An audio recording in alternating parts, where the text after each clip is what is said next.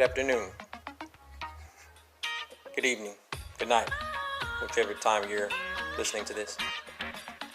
My name is Trevor Jones, and this is Stewed, a Yacast production.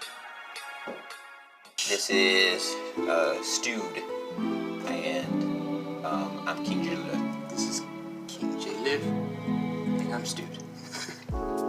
Because we don't want people to marinate in deception. We want them to stew in salvation. We don't want them to die, so we want you to live life. Everybody loves stew, especially salvationists.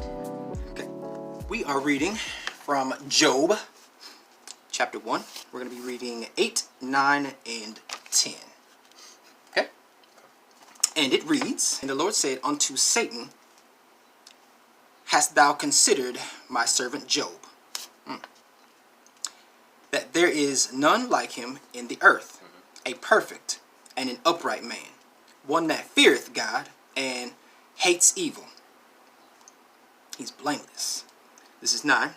"Then Satan answered the Lord and said, Doeth Job fear God for naught?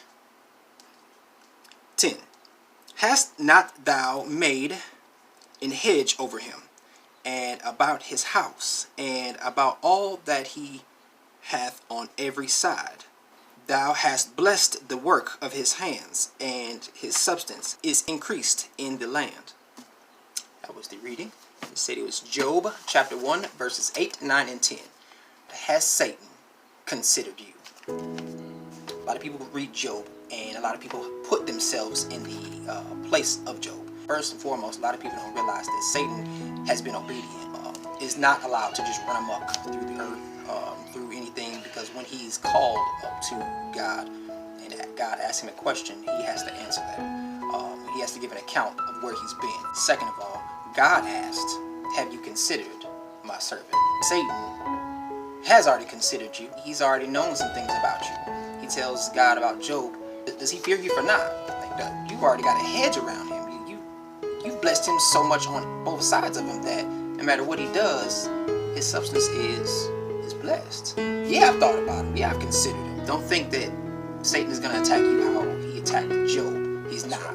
Your finances is going to attack your kids. So many times we are in the fight, Swallowed by a fish. that we haven't considered why I've been considered. The attack could come from your loved one. The attack could come from you stubbing your toe. Right. And though it's not anything how good I've been, how great I've become, The people at your job. how big I am, is I am considered because I am faithful, not considering me. Always praying for other people's place. Satan has to come up with a game plan of how to attack you. Is blameless because he spends no time reflecting on considering himself. Praying for the kids, praying for the friends, praying for the folk that work for him.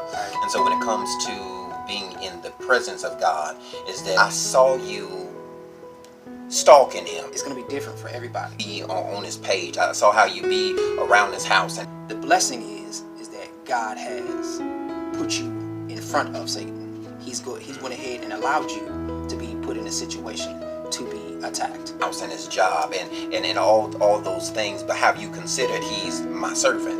And what the enemy has not considered, what he did not count, what he did not count on you knowing or having realized on today, is that yes, your name came up, but it came up because you are a servant of God. The identifying factor here, that I won't fail in it, that I won't die to it, that it won't be the overtaking of me, that everything that comes to attack me from the enemy, I do know had to be missioned to work out for my good from God, because I am his servant. Right. I'm his servant, and know that you're never alone in the fight, because it's not a fight of hands or fists, but it's a fight of faith, because God has already considered you. Have you considered why you're in this fight? Consider the Unconsiderable. the unconsidered.